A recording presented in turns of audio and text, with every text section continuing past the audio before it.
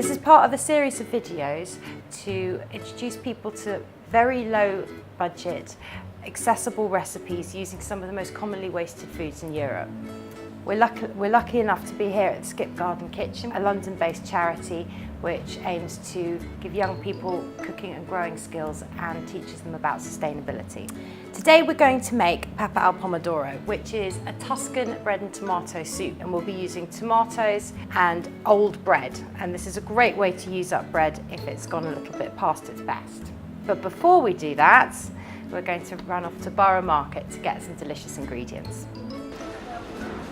There's a splendid array of tomatoes. The recipe's particularly good for tomatoes that aren't in this perfect condition. They've got a little bit old, they may be looking a bit squishy, might have got a bit damaged. At that point, they're perfect for cooking.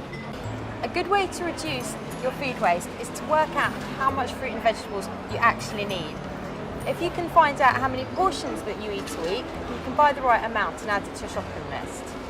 For this dish, we're going to be using some fresh tomatoes and tinned tomatoes. This one's beginning to go a little bit squidgy, so it's at the absolute perfect state to be cooked. We need about 200 grams of fresh tomatoes, and that's about this much, roughly.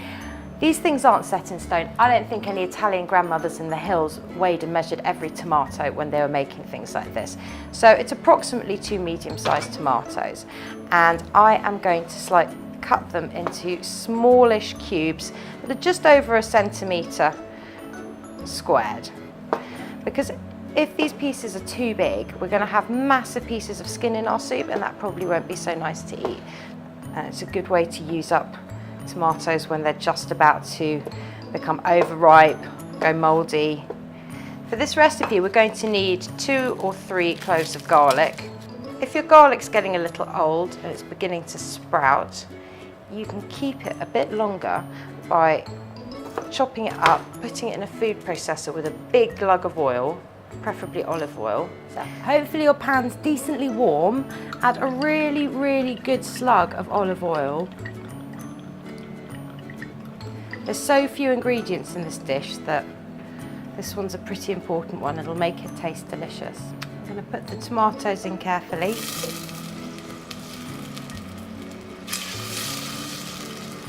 And we're going to cook them off in this oil until they start to soften, and you'll know they're getting soft because the skin will come away from the edges. So the tomatoes have started to soften, and we can see that the skin's beginning to come off them. That's a good time to add the garlic. Now that the fresh tomatoes are softened and the garlic has cooked off a little bit, I'm going to add a tin of chopped tomatoes. You could use your plum tomatoes, but then you'd have to chop them yourself. They're going to go into the pan along with the same amount of water. We've turned the heat right down so that it doesn't splash everywhere. And now that I've got the tomatoes in, I want to add the same amount again of water.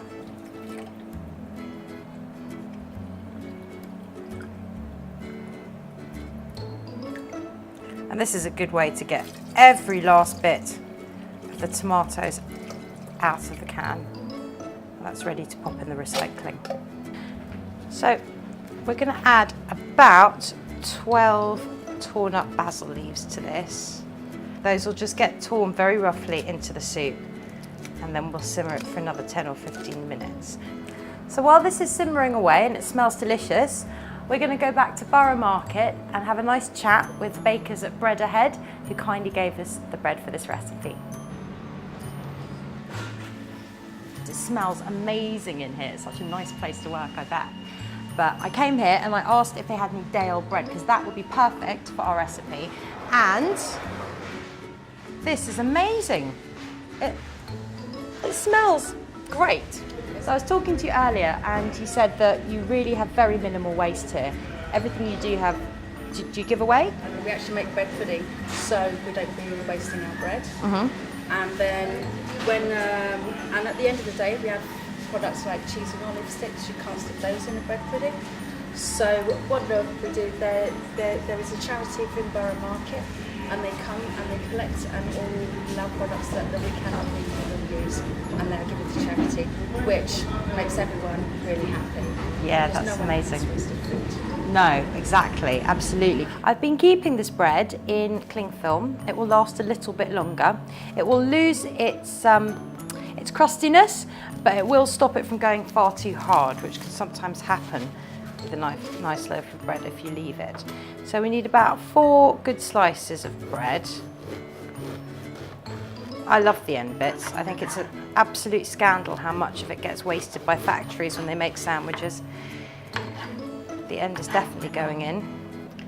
If you're preparing this in advance, don't add the bread now, because if you leave it and reheat it, it will turn into a tomatoey porridge, and that will be fairly disgusting. So keep the bread on the side if you're planning on eating it later. Very gentle turn. I've got all the bread coated. Now I'm going to pop it in a bowl and dress it with a little olive oil. So here's our soup. It's very thick and very hearty, and still thankfully very hot. I'm going to avoid the temptation to try and pour it straight from the pan into the bowl, because I'm not wearing an apron, and inevitably it will splash everywhere and I'll be covered in tomato. So here we go, Papa al Pomodoro. A little bit of olive oil to give it that Italian feeling. We're ready to go. So I'm going to try this now, and I'm going to try not to scald my mouth. It's good. Oh, that bread is marvellous. I'm glad we picked that up. It's great, it's delicious. You can feel good about doing something for the planet. Everyone's happy. To find out more about how food waste is caused, check out the EFFECTeu website. And for more in this series of videos, keep your eyes peeled, and you can follow the initiative on Facebook and Twitter.